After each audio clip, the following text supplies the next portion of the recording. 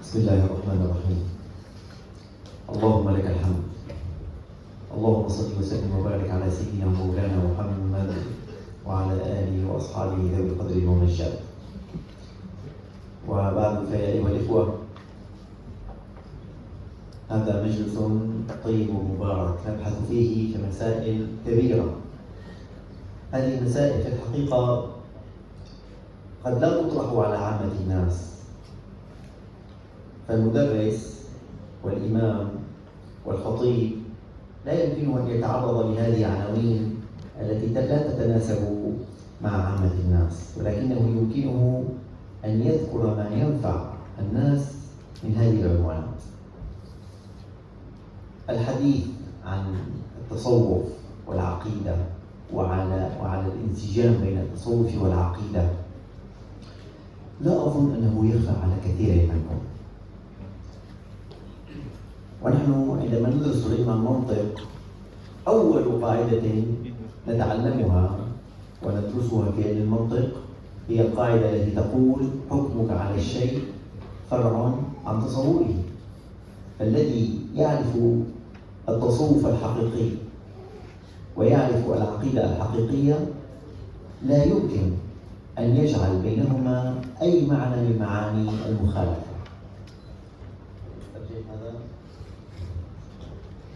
بسم الله الرحمن الرحيم. Assalamualaikum warahmatullahi wabarakatuh.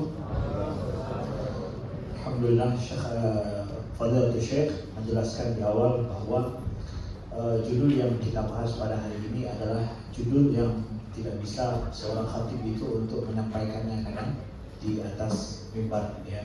Jadi perlu kepada jilsah seperti kita ini untuk membahas dan kita memahami judul yang penting ini. Jadi seorang yang mempelajari tentang tasawuf dan juga tentang masalah akidah, dia tidak akan mendapatkan adanya perbedaan dan pertentangan antara hubungan tasawuf dengan akidah itu sendiri.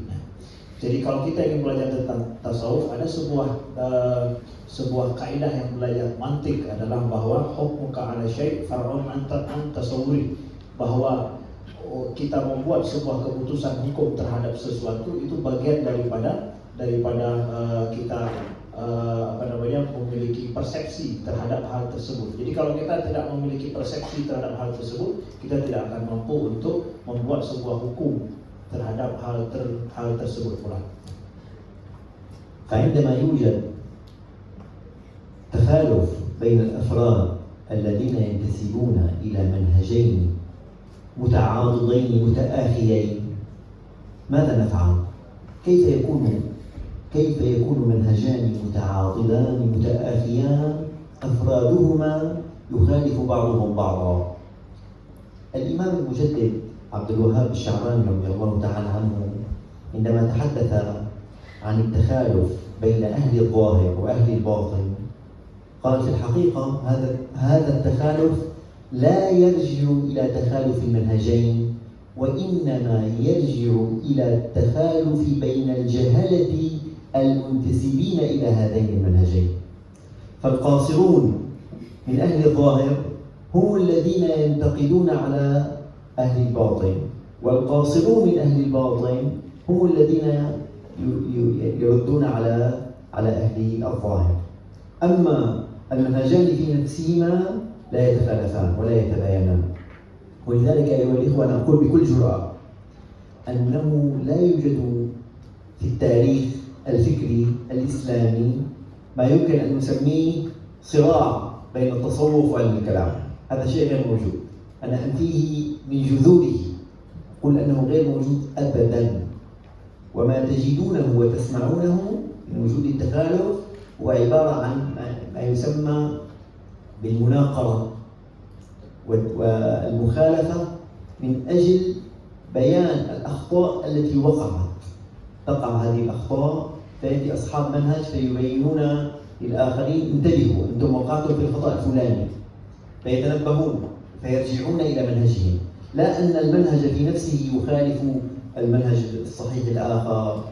ولذلك يقول شيخ الصوفية الإمام القشيري في كتابه الرسالة المشهورة التي أرسلها لأهل التصوف في سنة 37 و400 هجرية يقول: الصوفية بخير ما تناقروا، يعني بمعنى ما نقد بعضهم بعضا. طالما أن الصوفية ينقد بعضهم بعضا ولا يرضون بوجود الأخطاء الحادثة فهم في خير. أما إذا رأوا الأخطاء وسكتوا، الآن تبدأ الصوفية بالانحراف، والانحراف يبدأ قليلا وبعد ذلك يكبر ويكبر ويكبر وبعد ذلك يخرج عن دائرة التصوف. Masya Allah, Syekh Anas menyampaikan kepada kita bahwa siapa saja yang melihat adanya perbedaan antara tasawuf dengan akidah, antara ahlul zahir dan ahlul batin, pada dasarnya itu adalah perbedaan atau pertentangan atau perselisihan antara afrad, yaitu person-person daripada orang-orang tasawuf atau orang ilmu kalam atau di bidang akidah atau ahlul zahir dan ahlul batin.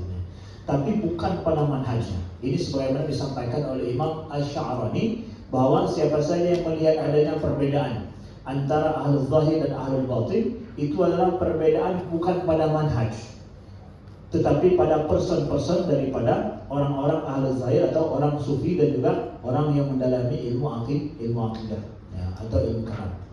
Maka dari sini adanya perdebatan ya, ataupun perselisihan, bahkan munakarah, itu adalah saling mengkritik satu sama lain, itu terjadi pada sesuatu yang kekurangan al-qasirin, adanya yang kurang ataupun jahalah ya, adanya kejahilan atau orang-orang yang tidak mendalami dengan baik ilmu tasawuf ataupun mendalami dengan baik ilmu akidah, sehingga disinilah terjadinya perselisihan itu. Dan kritikan itu terjadi apabila ada hal yang melenceng dan dalam ilmu tasawuf atau ilmu akidah. Nah, disinilah terjadinya munakarah, saling kritik itu. Ya, ini juga sebagaimana disampaikan oleh Imam Al-Qushairi ya, bahwa ahlus tasawuf bi khair ma tanaqaru. Jadi ahlus tasawuf itu akan senantiasa baik selama mereka saling mengkritik atau mendapatkan kritikan. Nah, itu bahkan akan baik. Kalau diam tanpa ada kritikan dalam hal-hal ketika mereka melenceng, nah inilah yang akan berbahaya. Nah, dalam konteks inilah kita pahami adanya perselisihan itu. فإذا أيها الإخوة، أهل التصوف لو أنهم عملوا بهذه القاعدة التي قرروها هم ليسوا بحاجة إلى أهل الكلام من أجل أن يصححوا منهجهم. ولكن أحيانا قد يغفل أصحاب هذا المنهج عن بعض الأخطاء، فيضطر أصحاب المنهج الآخر أن ينبهوا إخوانهم إلى خطأ حصل فيهم. هذا قد يقع. وأنا أقول بصراحة، مساحة الخطأ عند أهل التصوف أكبر بكثير من مساحة الخطأ عند علماء الكلام.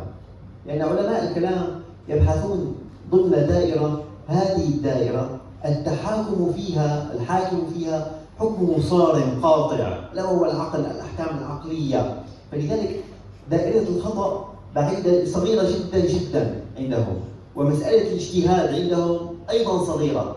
أما أن تذهب إلى منهج واسع يضم الإيمان والإسلام، الإيمان والإسلام فرد من أفراده ويزيد على الإيمان والإسلام ما يسمى بالإحسان، ولا سيما أنه يبحث في مسائل الأحوال، وهي أمور مغيبة عنا، والنيات وخفايا وطوايا النفس، وهذه أمور واسعة وعميقة جدا جدا. فدائرة الخطأ عند أهل الصوفية أكبر بكثير من دائرة الخطأ عند أهل الكلام.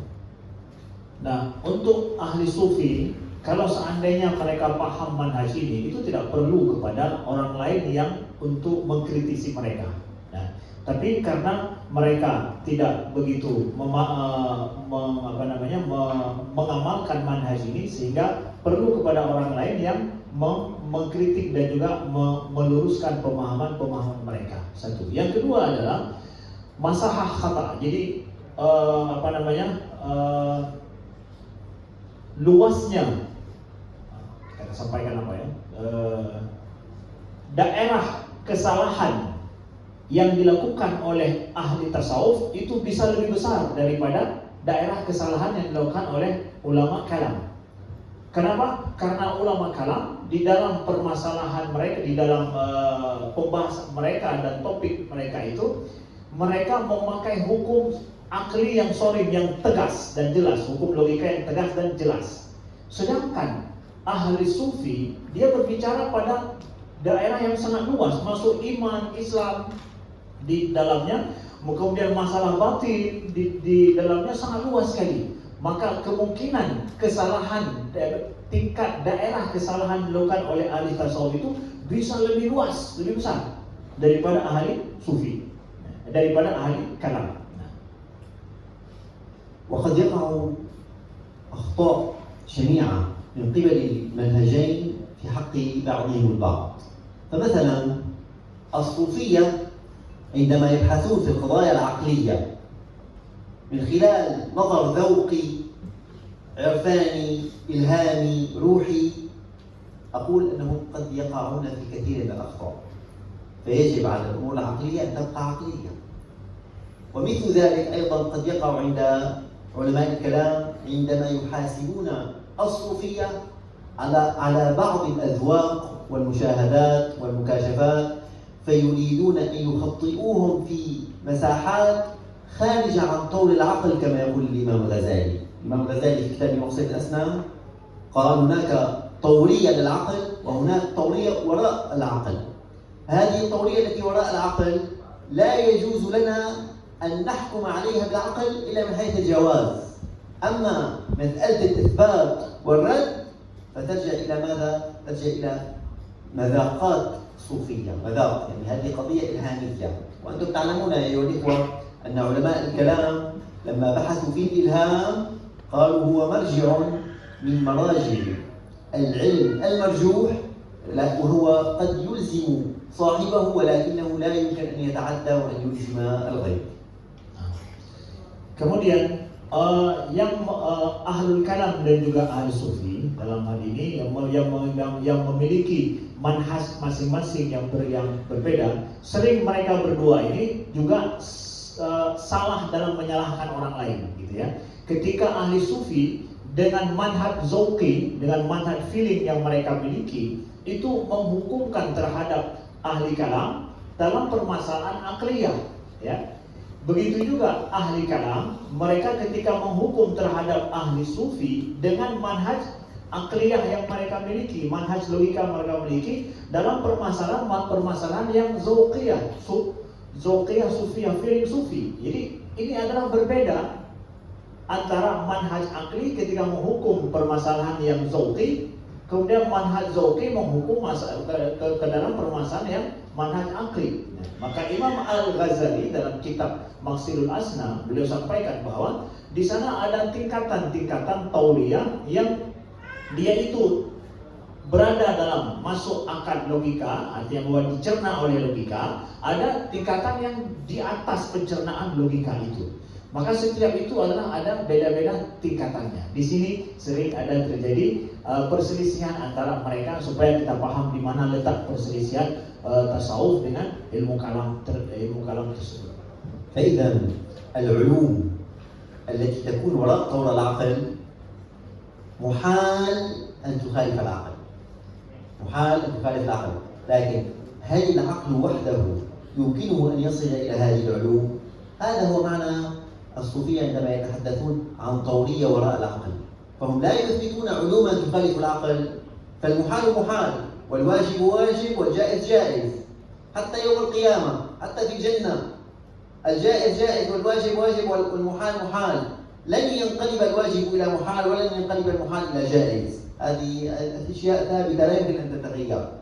ولكن كثير من الأشياء الجائزة العقل قد يكون قاصرا عن وقوعها أو عن تصورها فضلا عن وقوعها. فطورية ما وراء العقل تتحدث عن هذه الأشياء، والدخول إلى طور ما وراء العقل لا يكون بالعقل، لأنه لو كان بالعقل لكان عقليا وهو ما وراء العقل. ولذلك الإلهام والمكاشفة التي يتحدث عنها الإمام الغزالي في كتاب منقذ من الضلال ويتحدث أنه قد وصل إلى رتبة لم يعد علم الكلام يشبع نهمته وقلبه. قال أنا الكلام أصبح عندي أصبح قاصرا، أنا الآن أريد أن أنتقل إلى درجة أعلى، ولذلك تحدث عن طورية وراء العقل. Jadi adapun tingkatan yang at-tauriyah ma waral aql, yaitu tingkatan yang di atas ambang akal, ya, itu adalah tidak mungkin dia itu bertentangan dengan apa yang ada di dalam ranah yang bisa dicerna oleh akal. Nggak mungkin ada mukhalafah, nggak akan mungkin ada perselisihan, permasalahan yang mawara al-aql, yang di belakang akal itu dengan apa yang bisa dicerna oleh akal. Itu tidak mungkin ada kejadian pertentangan di dalam hal tersebut. Nah, maka dari sini, ya, hukum akal itu ada 3, ada yang wajib, ada mustahil, ada yang jaiz. Nah, perkara-perkara yang wajib itu sampai hari kiamat wajib. Perkara-perkara yang mustahil sampai hari kiamat mustahil, ya. Tidak akan berubah yang wajib jadi mustahil, mustahil menjadi wajib. Tetapi di sana ada perkara yang jaiz, yang mungkin, yang boleh, ya. Nah, perkara ini itu luas. Nah, masalah-masalah yang di belakang daripada akal itu masuk dalam masalah yang jaiz seperti ini, ya. Nah, ini luas sekali, ya.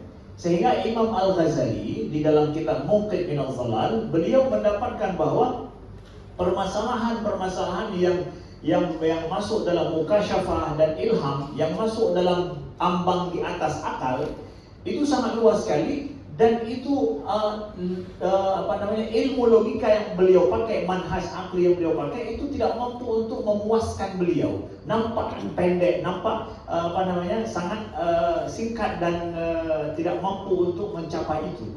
Ya, maka begitulah beliau akhirnya memakai manhaj sufi dengan manhaj al-mukasyafah dan ilham di dalam kitab beliau Munqidh minadh dhalal tersebut. وهنا أيها الإخوة أريد أن أنبه إلى أمر هام جدا. التصوف الذي دونه المسلمون كتبوه على منحيين، على طريقتين. الطريقة الأولى هي الطريقة الصالحة لكل مسلم شرقا وغربا، وهو التصوف الذي كتبه إمام أهل السنة وشيخ قدماء الأشاعرة إمامنا الحارث المحاسبي رضي الله تعالى عنه.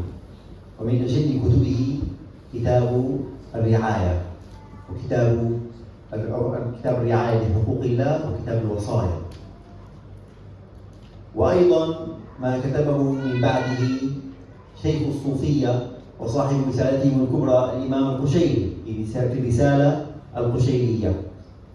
وبعدهم جاء إمام جبل كتب في المدرسة الصوفية الأخلاقية كتابا كبيرا لن يسبق إلى مثله، وهو حجة الإسلام وبركة الأنام الغزالي في كتابه الذي سماه بإحياء علوم الدين، والذي اختصره في كتاب الأربعين، والذي اختصر مختصره في كتاب أيها الولد أو المعروف الرسالة الولدية، وأيضا بكتاب كيمياء السعادة الصغير. هذه الكتب الصوفية هي الكتب التي تصلح لكل مسلم يا أيها الإخوة، وهو التصوف الذي يجب علينا أن نعول عليه ونتمسك به. Jadi dalam sejarah Islam tentang tasawuf ada 2 tariqah, ya, dalam penulisan ilmu tasawuf itu. Ada tariqah yang dia itu adalah cocok sesuai bagi semua orang, ya. Ini seperti yang ditulis oleh Imam Haris al-Muhasabi, yang kitab beliau seperti Wasaya dan kitab Ar-Ri'ayah, ya.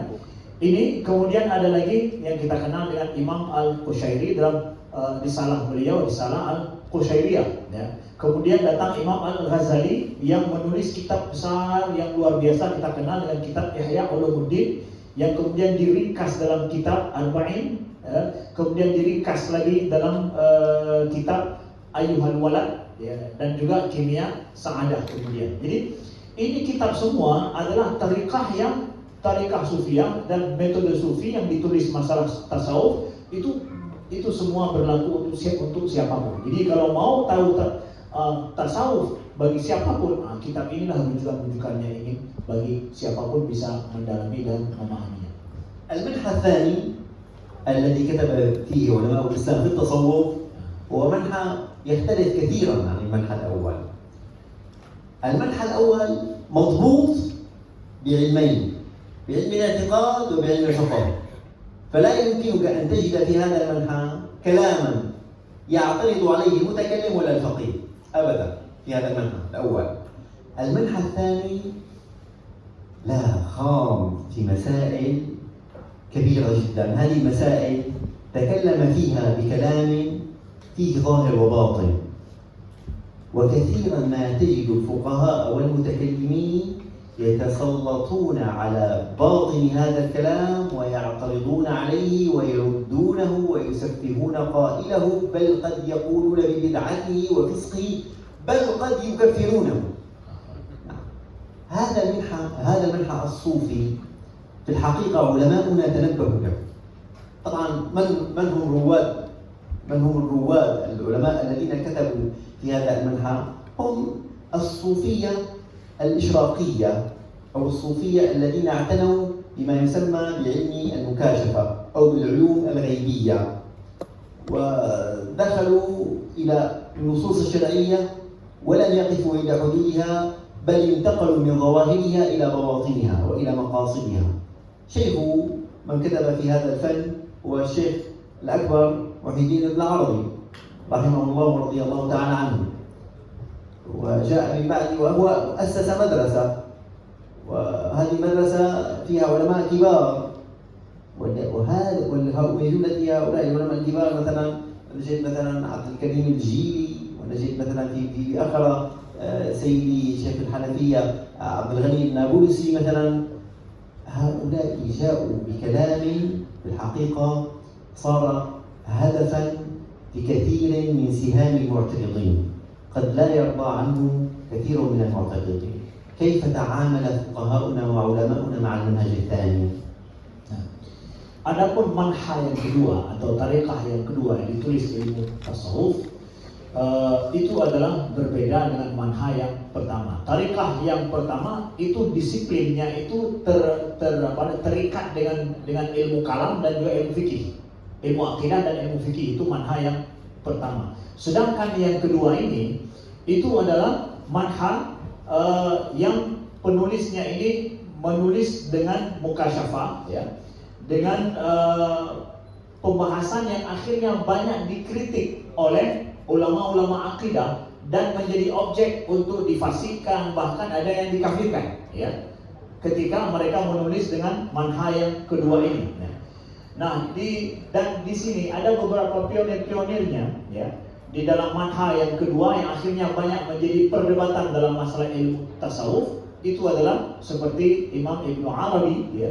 Kemudian pengikut beliau setelah itu Abdul Karim Al-Jili dengan kitab Insan Kamil yang sering kita dengar di Aceh ini. Kemudian juga ada lagi daripada Syekh Al-Hanafiyah yaitu Abdul Ghani Al-Nabulsi, ya. Itu adalah merupakan pengikut dalam manhaj ini, menjadi pionir-pionir dalam manhaj ini yang banyak menjadi perdebatan kemudian. قبل أن نجيب عن هذا السؤال كيف تعامل علماء أهل السنة مع المنهج الثاني، أريد أن أنبه إلى مسألة، أن علماء المنهج الأول كانوا على دراية بما جاء به وكتب به علماء المنهج الثاني، ولكنهم آثروا عدم الكتابة فيما كتب فيه أصحاب المنهج الثاني. ولذلك تجد حجة الإسلام الغزالي في إحياء علوم الدين يتحدث عن المقاصد الشرعية ويتحدث عن ما ورائيات النص، وبعد ذلك يجد نفسه أنه قد وصل إلى منطقة غير آمنة، فيقول العبارة المشهورة التي تجدونها كثيرا في إحياء علوم الدين: ولنقبض عنان القلم عن الخوض في هذه المسألة. هذه المسألة الخوض فيها لا ينفع. فإذا علماء المنهج الأول لم يكونوا جهالا بما كتب به علماء المنهج الثاني، كانوا يعلمون، ولكنهم آثروا عدم الكتابة في هذا المنهج. Nah, bagus sekali. Jadi Syekh menjelaskan kemudian pertanyaan yang mungkin timbul sama kita, memangnya yang menulis manha yang pertama tadi itu tuh nggak tahu tentang masalah yang ini dalam masalah tasawuf. Ya. Kata beliau menjelaskan bahwa sesungguhnya yang menuliskan manhaj yang pertama itu dalam tasawuf paham betul tentang yang kedua ini. Bukan mereka tidak tahu, mereka tahu tentang manhaj yang kedua yang ditulis oleh Ibnu Arabi dan seterusnya.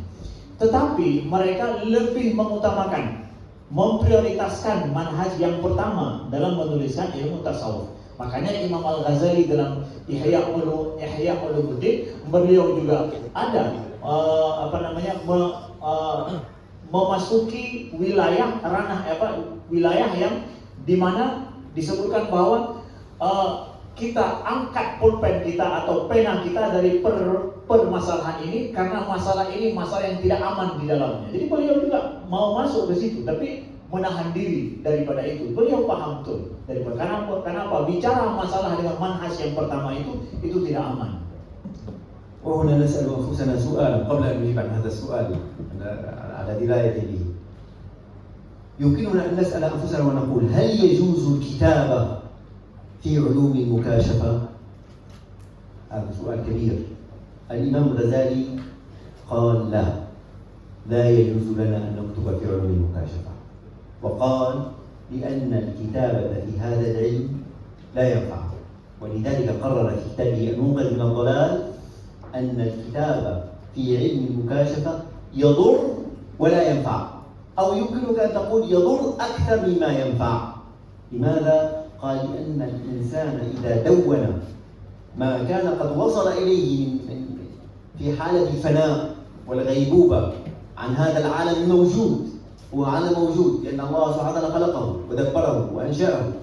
نعم.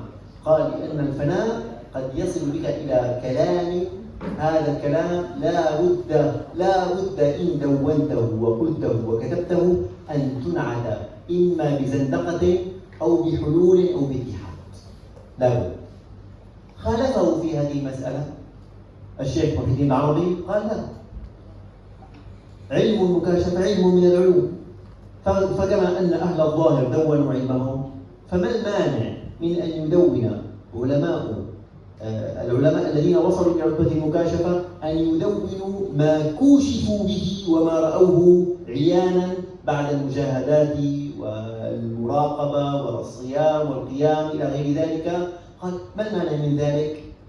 قال هناك فائدتها أننا إذا دوننا هذه العلوم لعل السالك إلى الله تبارك وتعالى يصل إلى هذه الرتبة فيحار أين أذهب؟ أنا الآن على مفترق طرق، أين أذهب؟ فالكتابة بعلوم المكاشفة تدله، تقول له هذا الطريق هنا مسدود، هذا أيضا مسدود، لكن هذا الطريق مفتوح، أسلك من هنا. فإذا الشيخ محي الدين العربي رأى أن تدوين علم المكاشفة له نفعية، ينفع السالك. الإمام الغزالي خالفه وقال لا، هذا ضرره أكبر من نفعه، ولكل منهاج ولكل حججه وبراهينه وأذواقه، وكل منهج من هذه المناهج في الحقيقة له وعليه. هذا باختصار. Kemudian dalam hal ini kita lihat bahwa ada perbedaan pendapat ulama di dalam menuliskan tentang masalah manhaj al-mukasyafah. Jadi yang kedua, manhaj yang kedua dari itu namanya manhaj al-mukasyafah. Boleh tidak menuliskan manhaj al-mukasyafah ini dalam ilmu tasawuf? Ada dua pendapat. Yang pertama adalah Imam Al-Ghazali. Imam Al-Ghazali mengatakan tidak boleh dituliskan. Tidak boleh ditulis tentang manhaj mukasyafah ini dalam ilmu tasawuf, ya. Kenapa? Karena manfaatnya lebih sedikit daripada mudaratnya, atau bahkan mudaratnya lebih besar begitu daripada manfaatnya. Kan datang manfaat, sama sekali tidak bermanfaat menurut beliau. Nah, makanya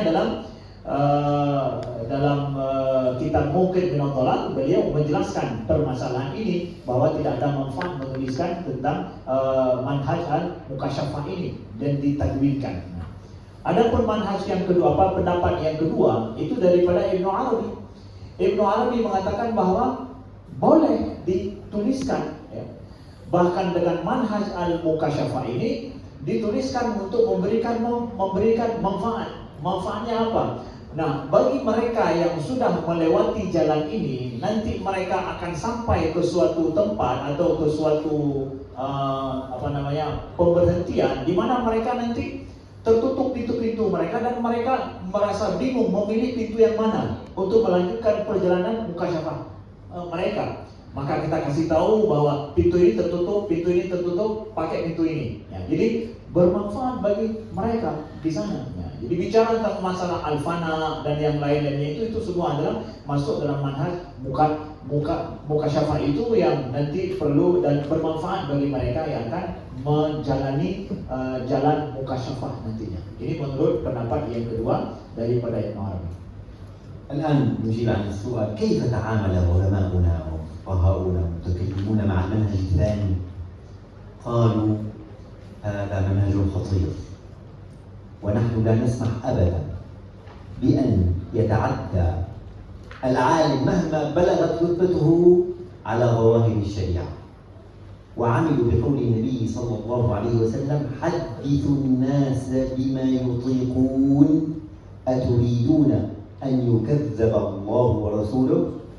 فهم قالوا نحن هذا المنهج الثاني منهج المكاشفة منهج غير منضبط، لا يمكننا أن نحاسب الكاتب وقائل هذا العلم إلا بظواهر وضوابط الشريعة.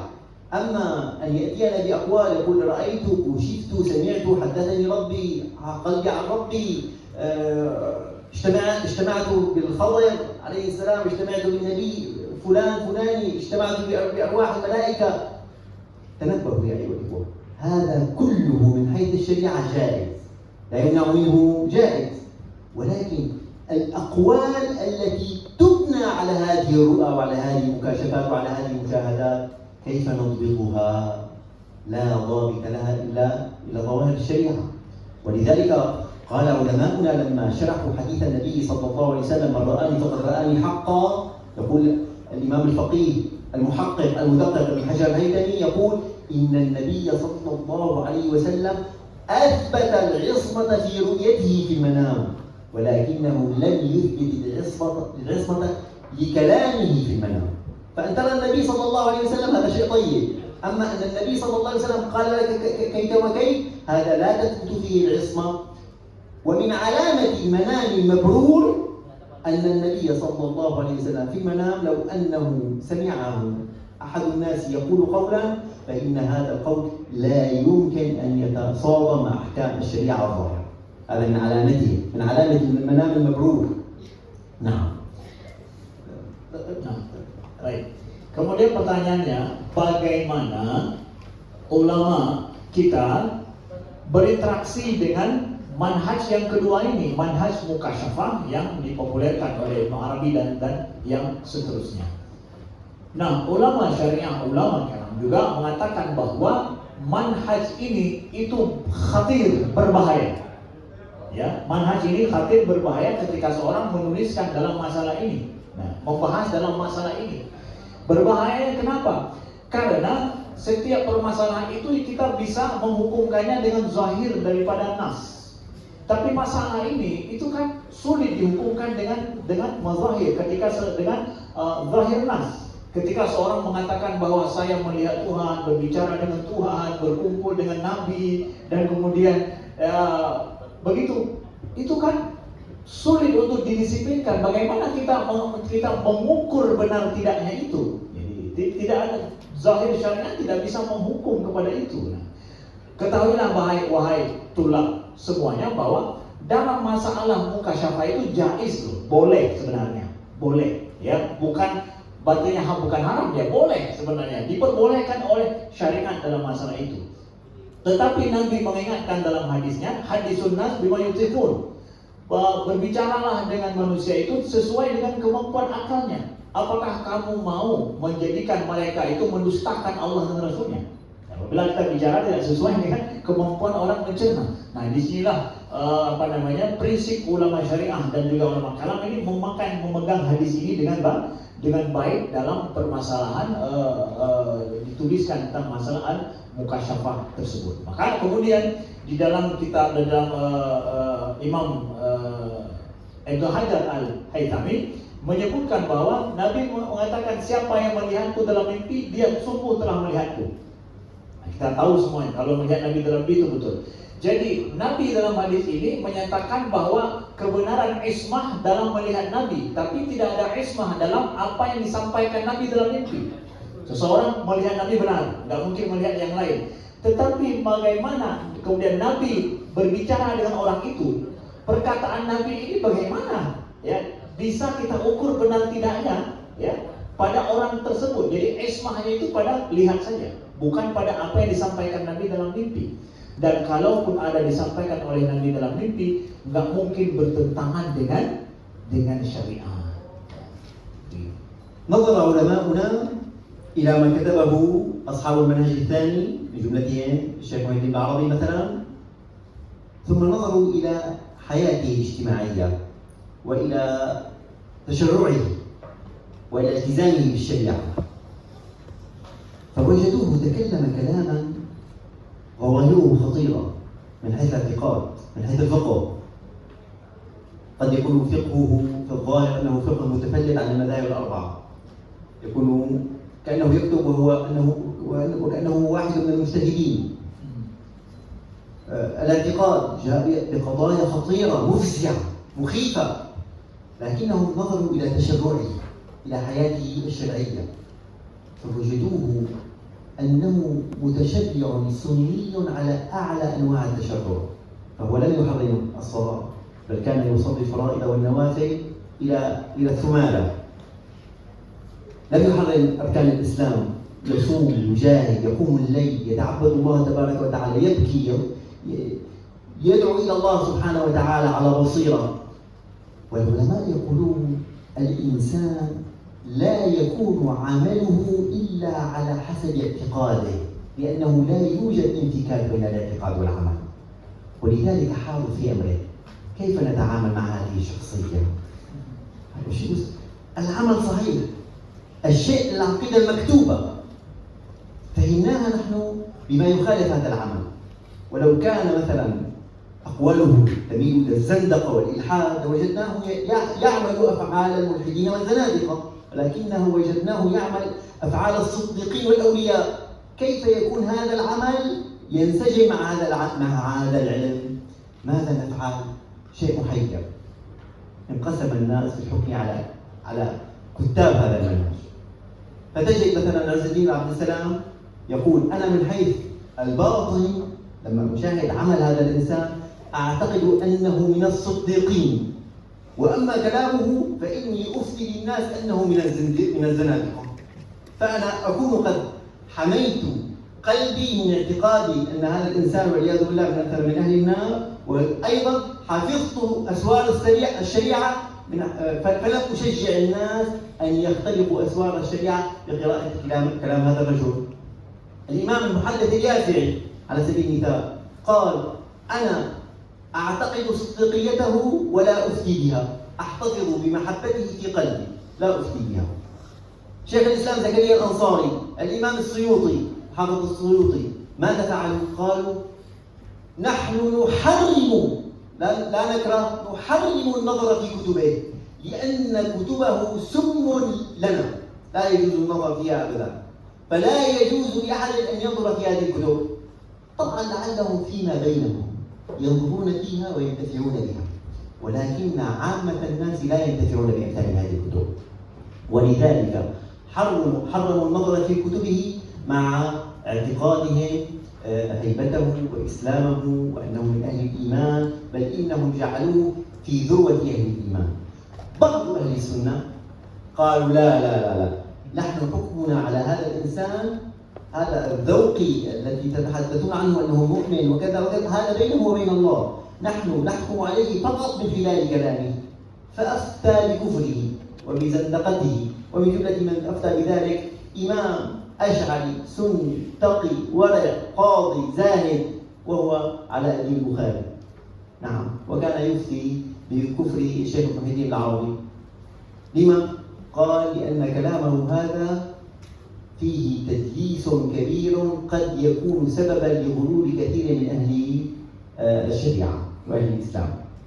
ولذلك كان يقول قولة مشهورة، يقول والله لأن جمعني المولى تبارك وتعالى بمحي الدين العربي يوم القيامة فقال الملائكة وقال الله تبارك وتعالى اذهبوا به إلى الجنة فإنني سوف آخذ بتلاليه وأقول يا ربي اقتص لنا من هذا الرجل فإن كلامه قد لبس علينا وإن كان محقا لكن كلامه قد لبس علينا. ولذلك كان يفتي بكفره وفي أخريات حياته ترك القول بكفره في الظاهر وأثبت كفره باللازم. وهذه مسألة طيبة يعني هذا انتقال كبير. ويجب عليكم أن تتنبهوا أن علماء زمانه من أهل الشام ومن أهل مصر هم الذين رجعوا بعلاء الدين البخاري من القول بالكفر بالحقيقة إلى القول باللازم. من أحسن المناهج في حق كلام الإمام شيخ الإسلام محي الدين النووي رضي الله تعالى عنه لما رفع إليه سؤال يسأله عن محي الدين العربي قال العلماء أطرق وأخذ قلما وكتب تلك أمة قد خلت لها ما كسبت وعليها ما اكتسبت وامتنع عن الإجابة عن حقيقة هذا الرجل. نعم. Nah, bagaimana kemudian ulama Ahlus Sunnah, ya ulama menilai Ibnu Arabi yang menulis dalam Manhaj Zawqi Mukasyafah ini?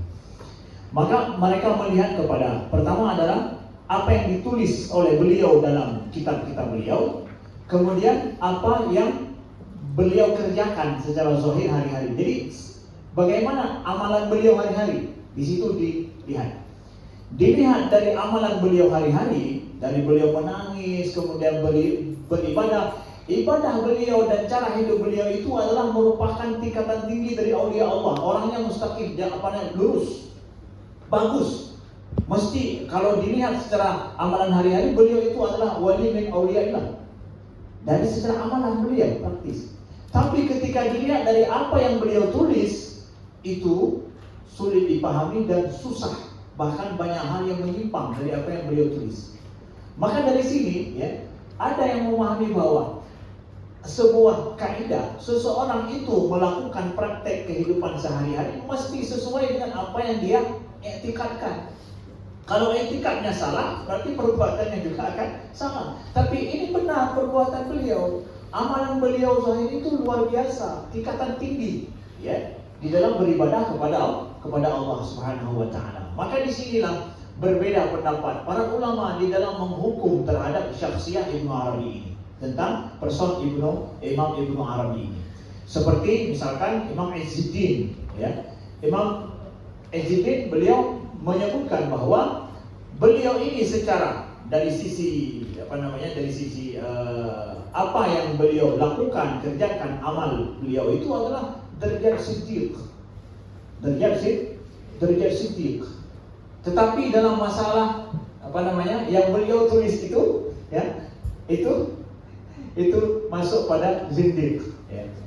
Nah, di dalam hal ini ada lagi seperti Imam Yafi'i, beliau menyebutkan bahwa ana la ufti. Saya tidak memfatwakan apa-apa tentang itu. Ya, jadi beliau tidak berani memfatwakan. Tapi Imam Suyuti menyatakan bahwa apa yang beliau tulis itu adalah merupakan haram dibaca. Ya. Contoh perbedaan pendapat ulama dalam hal ini.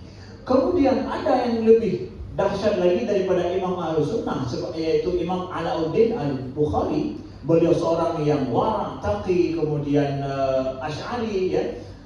Beliau memfatwakan bahwa Ibnu Arabi ini adalah merupakan kufur ya, beliau Ibnu Arabi dalam hal ini. Bahkan tingkatan beliau menyatakannya kekufuran Ibnu Arabi ini, kalau seandainya nanti Allah kumpulkan aku dengan dia pada hari kiamat, dengan beliau pada hari kiamat, dan Allah menyuruhnya ke surga, aku akan pegang di bajunya ini bahwa jangan dia ke sana karena tulisan-tulisan dia itu telah membuat kami menyimpang ya. Jangan aku pegang, jangan ke surga sampai begitunya ya. Itu Alauddin Al-Bukhari. Sampai begitu beliau menghukumkan terhadap Ibnu Arabi. Tapi di akhir hayat beliau rujuk dari pendapat kufur bil haqiqah kepada kufur bil lazim. Jadi istilahnya merujuk dari hakikat kufur kepada kufur bil lazim saja. Ini ada perbedaannya nanti ya, makna daripada kekufuran ini. Begitulah para ulama kita berbeda pendapat dalam mendukung terhadap person terhadap syakhsiyah Ibnu Arabi yang menuliskan dalam manhaj yang kedua tadi, manhaj dzauqi atau manhaj mukasyafah di dalam masalah ilmu tasawuf. بل إن تلاميذ الشيخ الأكبر محي العربي أنفسهم حذروا.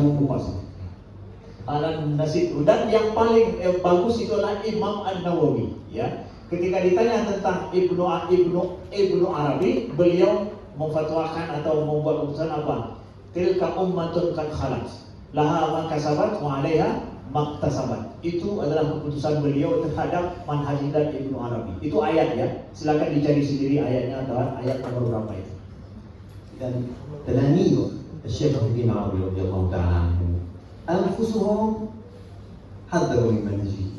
تلميذه الأكبر صدر الدين القونوي صاحب كتاب الفكوك بشرح الفصوص للشيخ الأكبر، نعم، كتب وصية في أخريات حياته وهي وصية مخطوطتها موجودة، وكنت قد قرأت مخطوطتها. يذكر في مخطوطة هذه الوصية قال: وأحذر من النظر في كلام الشيخ في مسائل الوحدة، وحدة الوجود التي اشتهر القول بها على لسان الشيخ، نعم، فإن الكلام المكتوب غير مراد بحال للشيخ، لكن أفهامنا السقيمة تثبت أقوالا ملزمة للقول بكفره. وأقول في الحقيقة رحم الله ورضي الله تعالى عن شيخ الإسلام الغزالي كان قد ذكر في كتابه المنقذ من الضلال أن الذي سيكتب في مسائل الفناء لا بد أن يأتي بأقوال يتهم فيها بالحلول والاتحاد. وكلام الحلول والاتحاد للغزالي يمكن أن يحمل فيما بعد على ما يسمى بوحدة الوجود. نعم، حذر من هذا غاية التحذير. بل إن بعض المتأخرين من الصوفية وهو من كبار أصحاب الحضرة الأحمدية القادرية وهو السيد بهاء الدين الرواس ذكر في رسالته برقمة البلبل، يعني صوت البلبل، رسالة لطيفة ذكر فيها أن النبي صلى الله عليه وسلم تجلى له في رؤيا، رأى النبي صلى الله عليه وسلم، فكان مما أوصاه به النبي صلى الله عليه وسلم ألا يجري على لسانه أو القول بالوحدة، وحدة الوجود أبدا، ونهاه نهيا جازما.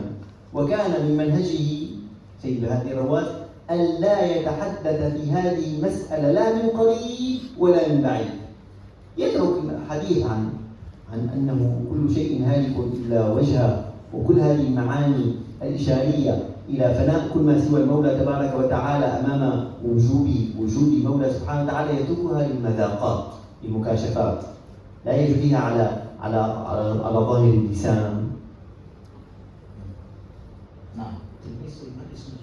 Sadruddin Al-Qawnawi. Nah, baik. Kemudian salah seorang murid daripada Imam An-Nawawi yang bernama Sadruddin Al-Qawnawi, beliau dalam sebuah risalah beliau, wasiat beliau yang dimutalaah oleh Syekh, masih bentuk makhtutat.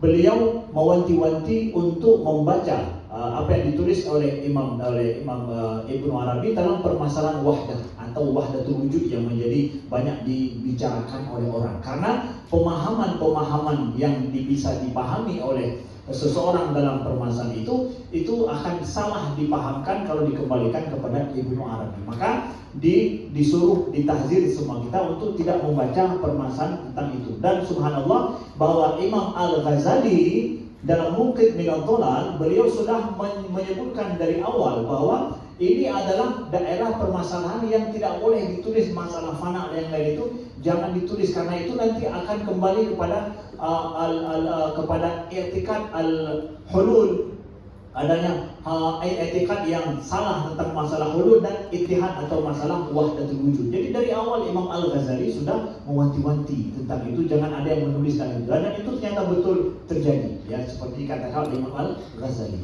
Kemudian salah seorang ulama bernama Imam Bahauddin Al-Rawas, ya, beliau juga dalam hal ini menyampaikan di dalam tulisan beliau bahwa beliau pernah bermimpi, ya, tajalla Rasulullah SAW, yaitu beliau melihat Nabi dalam mimpi beliau, dan Nabi dalam mimpi itu mewasiatkan kepada beliau atau memberikan perintah kepada beliau agar jangan mendekati berbicara menulis dalam masalah wahdatul wujud itu, wahdah itu.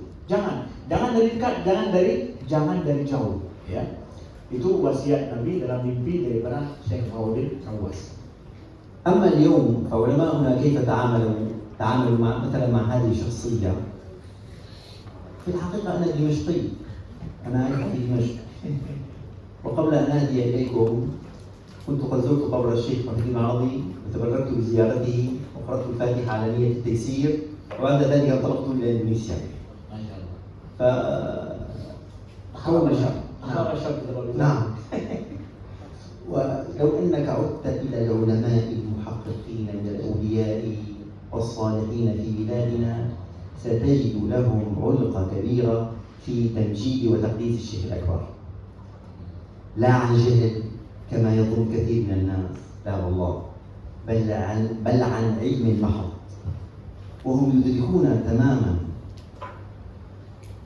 الأخطاء التي وقع فيها كثير من الناس في الرد على الشيخ محي العربي.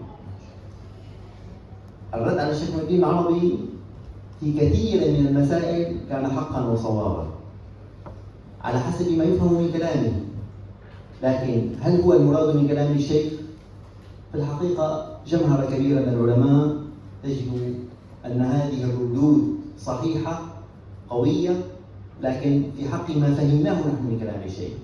أما مراد الشيخ هم يقولون بأن الشيخ له مراد مباين تماما عن هذه الفهوم الضعيفة. بعض أهل الفضل وأهل العلم يقول لا تحدوني، أنا أصر على هذه الردود. أقول لا يمكن، هناك من تجرأ ورد على أصحاب الرد، جاءوا بكلام سقيم ضعيف لا يلتفت إليه. أنا أقول يا أيها الإخوة، العلامة الكبير الإمام الآلوسي صاحب كتاب روح المعاني، هذا رجل مفتون بالشيخ الأكبر، وقد ملأ تفسيره روح المعاني بقطع طويلة من كلام الشيخ الأكبر، ولا سيما من كتابه الفتوحات. والفتوحات كتاب شرعي، يعني لا خوف في الناظر في كتاب الفتوحات، لا يخاف عليه كثيرا. مشكلة الشيخ الأكبر في كتاب الفصوص في الحقيقة، ليس في كتاب الفتوحات المكية. نعم، تجده قد ملأ كتابه بالنقل عن الشيخ الأكبر. ومرة بحث في مسألة وحدة الوجود، وقال هذه المسألة كنت قد فهمتها على 5 معاني. كلما قررت معنى من المعاني تبين لي خطأه، فأنتقل للذي بعده فإذا بين لي خطأه، فأنتقل للذي بعده فإذا بين لي خطأه، وبذلك بعد ذلك قلت أنا ما فهمت هذه المسألة. عقلية جبارة. لو من عرف الإمام الآلوسي يعلم ماذا أقول. هو قال أنا ما فهمت هذه المسألة، ما فهمت مراد الشيخ من هذه المسألة. والشيخ يقول نفسه الأمور المفهومة بالذوق لا يمكن أن يوصل إليها إلا بالذوق. مثال تقريبي، أنتم لا تعرفون مثلا العسل، مثلا لا تعرفون العسل، وحدثتكم أنني كنت قد ذهبت إلى زيد وقدم لي العسل، فأخذته وشربته فوجدت له مذاقا طيبا، فقلتم لي حدثنا عن العسل، فبدأت أكتب لكم وأحدثكم العسل شراب لذيذ طعمه حلو. فيقوم واحد ويقول لي يعني كطعم السكر. ايش طعم السكر؟ العسل تقول لي كطعم السكر، كطعم المربى. ما علاقة العسل بالمربى؟ مسألة ثانية. ما لو أنني ألفت كتابا من 10 مجلدات في تفسير العسل لن تفهموا شيئا من العسل، لكن يمكن أن آتي بعلبة من العسل، آخذ ملعقة، أقول افتح فمك، أضع العسل الآن فهمت معنى العسل. فإذا هذه المجلدات العشرة لا يمكن أن تقدم لي أي معنى من معاني العسل. والأشياء التي كتب فيها سيدي محي الدين العربي هي أشياء ذوقية، مهما تحدث هو عنها فإن السامعين والقارئين لكتبه لعلهم لا يقفون على معانيها. ولذلك لما سئل الإمام السيوطي عن كلام سيدي عمر بن الفارض وعن تأليته وعن كلامه الذي ظاهره في وحدة الوجود الباطلة، ماذا قال؟ ماذا كانت إجابته؟ كانت إجابته كالتالي: قال: اذهب فجاهد مجاهدات عمر بن الفارض وصم صومه وقم قومه وبعد ذلك تعلم ماذا كتب عمر بن الفارض. هذه أشياء لا يمكن أن يجاب عليها بالقرطاس والقلم، هذه لا يمكن أن يجاب عليها إلا بالمجاهدات. والذين جاهدوا فينا لنهدينهم سبلنا. فإذا علماء الشام في الحقيقة هم هذه هي طبيعتهم إلى اليوم، ومهما كثرت الردود فإنهم لن يتركوا ولن يحيدوا عن تمجيد وتعظيم الشيخ محي الدين العربي رضي الله تعالى عنه وارضاه. Lalu bagaimana sikap daripada ulama kontemporer saat ini terhadap Ibnu Arabi?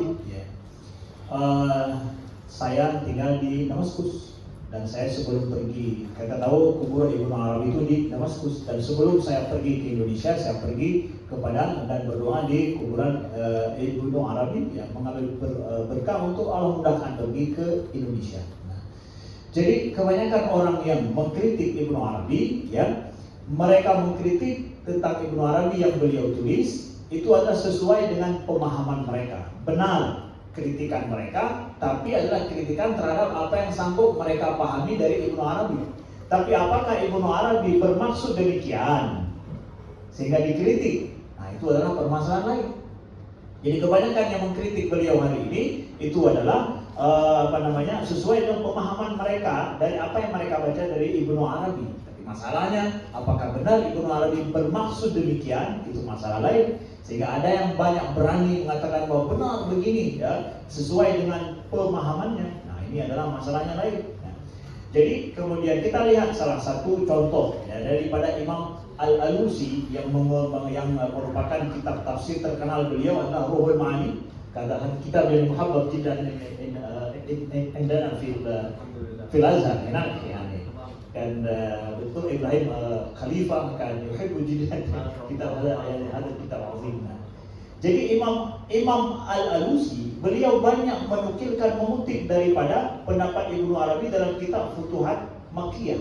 Jadi kawan-kawan, kata beliau bahwa Futuhat Makkiyah ini kitab syar'i, boleh dilihat, berbeda dengan Fususul Hikam, Jadi Imam Al-Alusi banyak mengutip daripada kitab ini, menukilkan dalam tafsir beliau. Ketika sampai kepada permasalahan wahdatul wujud dan yang dibahas oleh Imam Ibnu Arabi, Imam Al-Alusi merincikan itu menjadi 5 pemahaman tentang wahdatul wujud. Ketika dibahas pemahaman yang pertama, beliau mendapatkan kesalahan. Masuk pemahaman yang kedua, beliau bahas ada salahnya. Terus sampai 5 beliau mendapatkan akhirnya apa? Saya tidak paham tentang masalah wahdatul wujud. Bayangkan seorang ulama besar seperti Imam Al-Alusi saja, beliau berhenti membahas permasalahan ini, tetapi tetap beliau mengambil faedah daripada perkataan Ibnu Arabi dalam hal ini. Nah, jadi itu menjadi cerminan bagi kita. Kemudian ada yang bertanya kepada Imam Suyuti misalkan tentang masalah Ibnu Farid dalam masalah wahdatul wujud. Bagaimana kita memahami wahdatul wujud atau masalah wahdah yang disebutkan oleh Imam Ibnu Farid? Beliau menyampaikan bahwa cara memahaminya adalah engkau berijtihadlah, beribadah seperti Ibnu Farid, kemudian engkau bermujahadah seperti dia dalam ibadah, lalu baru kemudian engkau bertanyakan masalah maksud daripada wahdah Ibnu Farid. Mungkin ini adalah cerminan yang sampaikan oleh Syekh untuk bagaimana ulama hari ini selayaknya sebaiknya lebih bijak dalam memahami tentang sosok Ibnu Arabi dan apa yang beliau tuliskan. وأعتقد يا أيها الإخوة أن الذين ردوا على الشيخ الأكبر في زماننا هذا كانوا أصحاب منزع النبي، فما ردوا عليه مثلا بقضايا شخصية أعوذ بالله ليس بينه وبين الشيخ محي الدين العربي مصالح شخصية أو خلافات شخصية، ولكنهم أرادوا أن يصونوا بيضة الشريعة وأن يحموا الشريعة. وفي الحقيقة ما فعلوه فيه خير كبير، لأنني أنا نفسي اجتمعت بأناس ينتسبون للشيخ الأكبر ويعتقدون بعض القضايا الكفرية، أنا اجتمعت بهم وكنت قد قلت لهم ما تقولون في مسألة كذا وكذا، فيقولون أعوذ بالله هذه كفر. قل لهم أنتم تقولون بأن الشيخ الأكبر يقول كذا وكذا وتفسرون كلامه بهذا المعنى. فنظر إليها كذا وقال نعم إذا كانت كذلك وقال الشيخ الأكبر فليست بكفر. أعوذ بالله، نحن نحكم بأحكام الشريعة على الشيخ الأكبر ولا نحكم بكلام الشيخ الأكبر على الشريعة. وغيرتنا على منهج ربنا ومنهج رسولنا عليه الصلاة والسلام هي أعظم بكثير من غيرتنا على كل علماء المسلمين، على الحق كانوا أو على غير الحق. نعم، فإذا كان هؤلاء الذين ردوا على الشيخ الأكبر كانوا إن شاء الله، يعني أنا أعتقد أنهم أصحاب منزع نبيل، ولكنهم ليتهم تلطفوا وأحسنوا الرد بمراعاة الجمهور المخاطب. الجمهور المخاطب في الحقيقة كثير من الكلام الذي كتبوه وقالوه في الحقيقة غير مسموع، سواء كان مقبولا من حيث العقل لكنه غير مسموع. وقد قال سيدي الإمام أبو السعود في كتابه إرشاد العقل السليم، وهو من كتب التفسير العظيمة، قال يجب على المجادل أن يختار أوضح وأيسر وأسهل السبل في إيصال الحق. فنسأل الله سبحانه وتعالى أن يوفقنا وأن يزيدنا. بقي الحديث عن المادية والمتعة، والله هذا يحتاج إلى محاضرة ثانية. نعم، فأنا لا أريد أن أمل الحاضرين، أقف هنا إن شاء الله تعالى، مع أني كنت قد يعني استحضرت كلاما جيدا في هذا الموضوع، نتركه إن شاء الله تعالى إلى غير هذا الوقت ونقف هنا والحمد لله رب العالمين. Jadi kita meyakini bahwa siapa saja yang mereka mengkritisi terhadap Imam Ibnu Arabi, ya, mereka tidak mengkritisi karena permasalahan pribadi, ya, tetapi karena cinta mereka terhadap syariah, cinta mereka terhadap agama ini. Tidak ada permasalahan, tidak ada permasalahan tentang masalah pribadi, tidak ada. Nah, saya kata Syekh berjumpa dan duduk dengan orang-orang yang mereka cinta terhadap Ibnu Arabi, tetapi mereka ada kadang juga meyakini permasalahan kekufuran beliau dalam beberapa hal misalkan. Tapi ketika kita jelaskan permasalahan itu, kalau memang begitu disampaikan, maka maka pemahaman agama itu yang lebih benar, kita tinggalkan pendapat daripada Imam Ibnu Arabi ini. Jadi sebenarnya kita jangan menghukum agama ini, syariah ini dengan perkataan Ibnu Arabi, tetapi kita hukumkan syariah ini pada perkataan beliau. Itu adalah sebuah manhaj metode yang benar. Nah, jadi oleh sebab itu maka sebaik-baiknya ada suatu perkataan daripada Imam kan tazkurna Imam kan qaul kalian takhid fal fi sarah fal yakhtar al-ibarah al-awdah fi sarah al-sunnah. Jadi ada perkataan baik daripada Ibnu Saud dalam kitab Irsyad Aql Salim. Beliau mengatakan bahwa sebaik-baiknya seseorang itu untuk menyampaikan sesuatu secara terang benderang itu mengambil cara memilih kata-kata yang baik dan bijak di dalam menyampaikan sebuah keputusan terus terangan. Jadi sering kita menyebutkan suatu hukum kan terus terang saja, tapi terus terang itu kadang kata-katanya juga menyakitkan gitu ya. Jadi sebaiknya pilih kata-kata yang bijak, yang baik dan bagus di dalam kita menghukum seseorang secara terus terang. Nah, ini adalah salah satu adab yang disampaikan oleh Syekh. Ya, tentang masalah judul yang di atas itu kita perlu pada kuliah satu semester lagi ya. Satu kuliah lagi, satu pembahasan khusus waktu yang lain kata Syekh, insyaallah untuk membahas tentang ini, dan saya tidak mau untuk membuat kalian bosan ya. Sampai di sini saja dulu daripada Syekh. Terima kasih.